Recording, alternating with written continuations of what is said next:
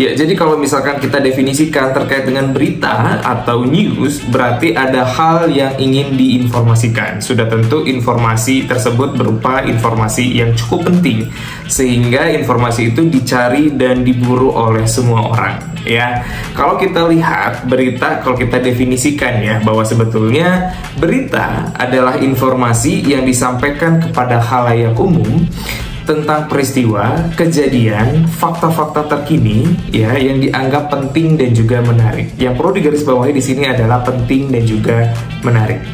Berita itu bertujuan untuk memberikan pemahaman tentang apa yang terjadi ya di dunia dalam lingkup lokal, nasional ataupun internasional ya.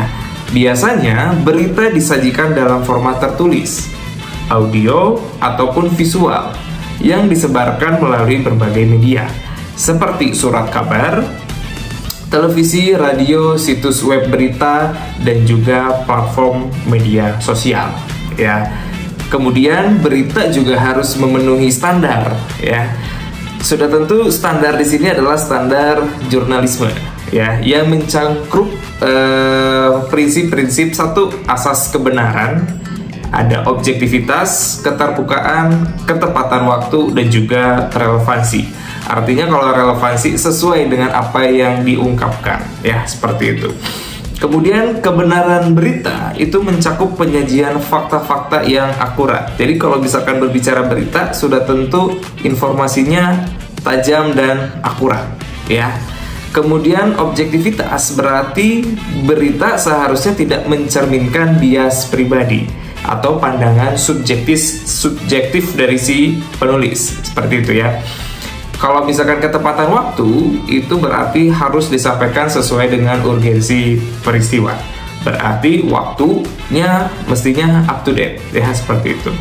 Kemudian relevansi berarti bermanfaat, menarik bagi si pembaca, pendengar, dan juga si penonton. Seiring berkembangnya teknologi dan media, definisi berita akhirnya sedikit berubah ya, dan meluas untuk mencapai berbagai format dan juga platform. Ya, meskipun berita tetap menjadi salah satu sumber informasi utama bagi masyarakat, cara berita disampaikan dan diterima terus berubah seiring dengan perkembangannya zaman. Bahkan untuk zaman sekarang, kita mendapatkan berita tidak lagi di televisi ya, lebih cepat di sosial media. Makanya kenapa berita itu sekarang sifatnya cepat sekali berubah, mengiringi atau mengikuti perkembangan zaman. Dan bahkan sekarang sosial media menjadi salah satu platform yang paling cepat untuk bisa menyampaikan berita. Namun berita yang disampaikan sudah tentu ya harus akun-akun yang terpercaya, karena sosial media sifatnya sangat luas sekali. Maka dari itu memilih berita harus sesuai ya, harus memilah dan memilih ya platform mana sebetulnya yang objektif dalam memberikan informasi. Yuk kita lanjut ke konsep berita. Baik, pembahasan kita lanjut ke konsep berita. Jadi kalau misalkan konsep berita itu merujuk pada prinsip dasar yang mengatur bagaimana suatu informasi dianggap sebagai berita dalam jurnalisme. Ya, konsep ini sudah tentu membantu nilai dan relevansi suatu informasi. Kemudian konteks penyiaran dan publikasi menjadi salah satu hal yang diperhatikan. Sehingga berbicara konsep berarti ini merupakan hal yang diatur dan disesuaikan dengan jurnalisme, sehingga hasilnya bisa lebih objektif dan kesesuaian relevansinya pun tidak perlu dipertanyakan kembali. Berikut adalah beberapa prinsip konsep berita yang biasanya digunakan dalam jurnalisme. Yang pertama adalah kebenaran. Kebenaran kalau kita definisikan adalah berita harus berdasarkan fakta yang akurat. Ya, seperti itu. Kemudian objektivitas berarti berita seharusnya tidak mencerminkan bias pribadi ya atau pandangan subjektif. Berarti sifat sentimental dihilangkan ya. Kemudian ada relevansi. Relevansi berarti berita harus bermanfaat dan juga menarik bagi si pembaca atau si penonton. Ada ketepatan waktu, kemudian ada keterbukaan atau transparansi. Berita seharusnya disampaikan sesuai dengan urgensi peristiwa yang diulas ya. Berita harus tetap up to date dan relevan untuk saat itu, pada saat itu ya maksudnya. Kemudian ada ketelitian atau kita kenal akurasi, ya. Berarti berita yang disampaikan itu harus diperiksa dan diverifikasi terlebih dahulu, sehingga kesalahan yang mungkin muncul bisa diminimalisir, bahkan tidak ada kesalahan sedikit pun terkait dengan berita yang disampaikan.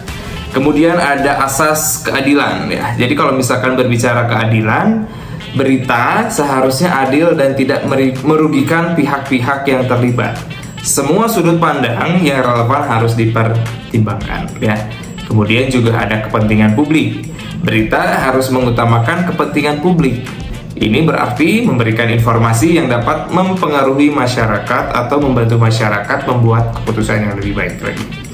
Kemudian ada kekinian, ya, currency, ya. Berita seharusnya mencerminkan perkembangan terbaru dan tidak boleh usang dan tidak relevan. Artinya kalau berbicara kekinian berarti waktunya harus up to date, ya. Oke, kemudian ada ketepatan dari hal, style ataupun gaya. Berita yang ditulis atau disampaikan dengan bahasa yang sesuai dan tepat, ya, sehingga mengikuti standar kebahasaan dan etika jurnalisme. Berarti dapat disimpulkan bahwa sebetulnya konsep berita ini membantu dan menjaga kualitas dan integritas dalam jurnalisme. Namun perlu diingat bahwa konsep ini dapat bervariasi dalam praktiknya tergantung pada media, budaya, dan konteksnya. Ya, seorang jurnalis harus selalu memahami dan menghormati prinsip-prinsip untuk memberikan berita yang berkualitas tinggi kepada khalayak umum atau masyarakat, ya. Seperti itu adalah konsep dari berita. Yuk kita lanjutkan lagi pembahasan kita selanjutnya berkenaan dengan unsur berita.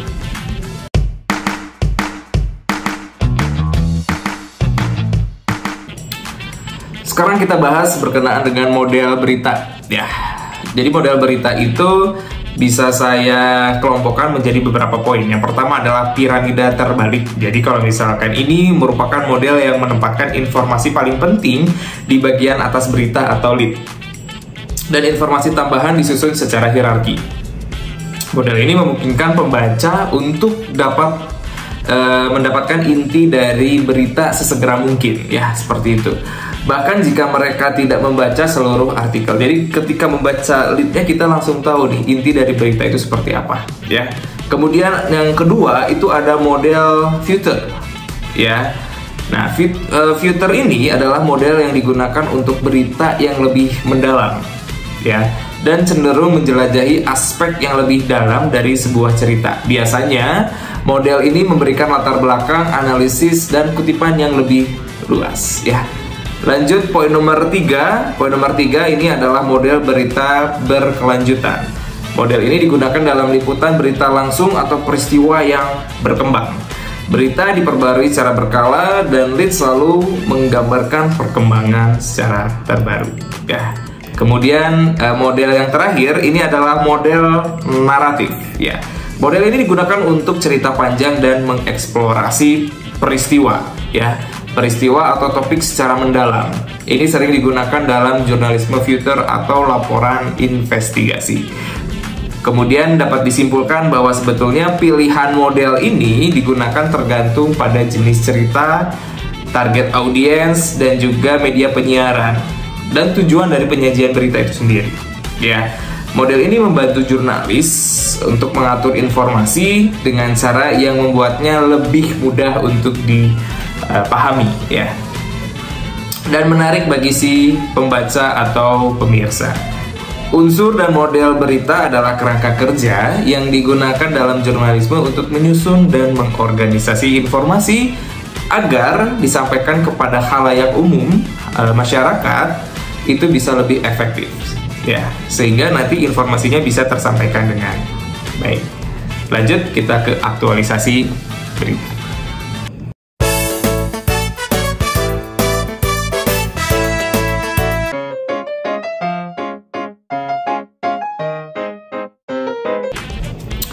Baik, selanjutnya kita akan bahas berkenaan dengan unsur berita. Berarti kalau berbicara unsur, ini merupakan bagian dari berita itu, ya. Jadi unsur atau model berita adalah kerangka kerja yang digunakan dalam jurnalisme untuk menyusun dan mengorganisasi informasi agar dapat disampaikan kepada khalayak dengan cara yang efektif. Berikut adalah unsur-unsur dari berita. Ya, yang pertama, judul atau headline. Judul berita harus menarik perhatian, ya, perhatian si pembaca dan merangkum inti dari cerita tersebut. Poin nomor 2 ada lead atau pengantar. Lead adalah paragraf pertama dalam berita yang memberikan informasi penting dalam singkat informasi. Ya, jadi informasinya disampaikan dengan singkat. Ya, biasanya menjawab pertanyaan-pertanyaan yang penting seperti siapa, apa, kapan, di mana, mengapa, dan bagaimana. Ya, itu terkait dengan lead atau pengantar. Poin nomor 3 tubuh berita atau body. Bagian ini berisi informasi lebih lanjut yang mendukung lead, menjelaskan peristiwa atau topik yang dibahas, dan mencakup kutipan dari sumber-sumber yang relevan. Poin nomor 4, ringkasan atau summary. Ringkasan berisi gambaran singkat tentang berita yang sering ditempatkan di akhir artikel untuk memberikan pembaca ringkasan singkat. Poin nomor 5 ada kutipan atau quotes, ya. Kutipan dari narasumber atau sumber informasi penting digunakan untuk memberikan perspektif, ya, dan suara langsung kepada si pembaca. Kemudian ada grafik dan juga ilustrasi, ya. Di dalam berita sudah tentu ada gambar, tabel, diagram, dan lain sebagainya, ya. Ini merupakan hal yang dapat membantu dan memvisualisasikan terkait dengan informasi yang ingin diberikan. Yang terakhir ada sumber atau source, berarti mencakup informasi tentang sumber yang digunakan terkait dengan penyusunan berita. Biasanya mencakup nama, latar, tempat, narasumber, dan referensi yang lainnya. Ya, yuk kita bahas selanjutnya terkait dengan model berita.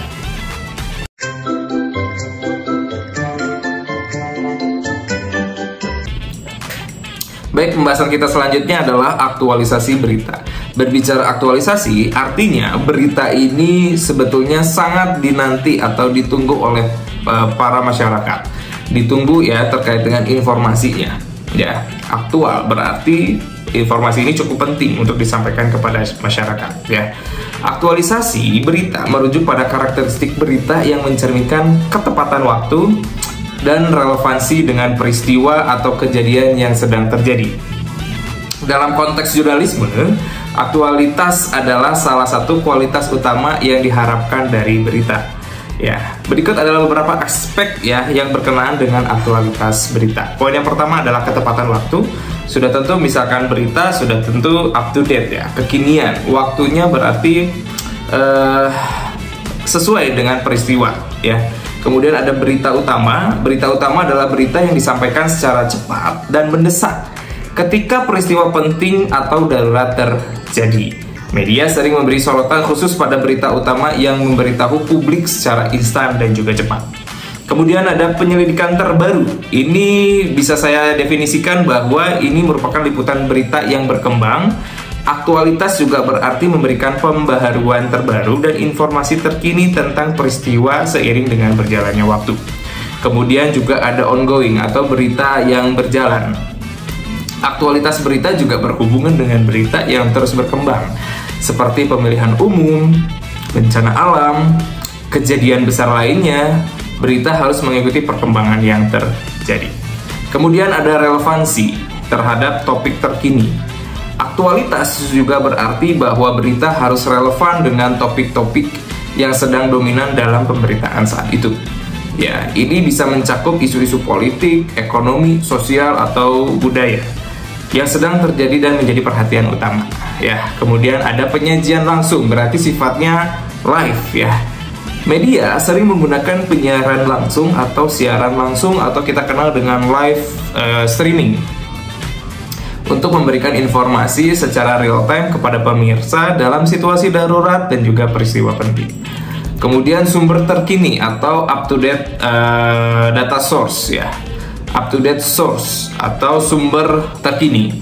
Aktualitas juga melibatkan penggunaan sumber-sumber terkini yang memberikan informasi terbaru dan akurat tentang peristiwa yang sedang berlangsung.